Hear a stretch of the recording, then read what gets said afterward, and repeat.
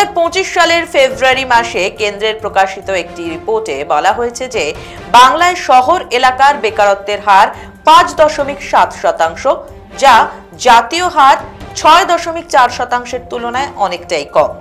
শহুরে পুরুষদের বেকারত্বের জাতীয় হার 5.8%, বাংলায় তা 5.4%।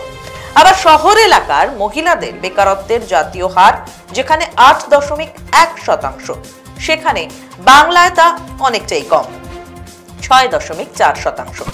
কেন্দ্রীয় পরিসংখ্যান ও কর্মসূচি রূপায়ণ মন্ত্রকের পিরিয়ডিক লেবার ফোর্স সার্ভের ত্রৈমাসিক রিপোর্ট অক্টোবর থেকে ডিসেম্বর 2024, যেটা মঙ্গলবারই প্রকাশিত হয়েছে, শেষ মঙ্গলবার, সেখানেই এই তথ্য উঠে এসেছে।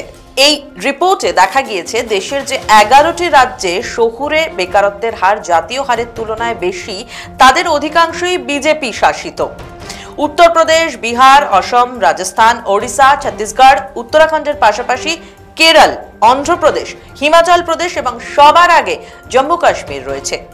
শেষ রিপোর্টে যে সমস্ত রাজ্যগুলি শহুরে বেকারত্বের হার জাতীয় হারের তুলনায় কম, তাতে বাংলা সহ যে কয়েকটি রাজ্য রয়েছে সেগুলো হলো পাঞ্জাব, কর্ণাটক, তেলেঙ্গানা, মধ্যপ্রদেশ, মহারাষ্ট্র, হরিয়ানা এবং দিল্লি।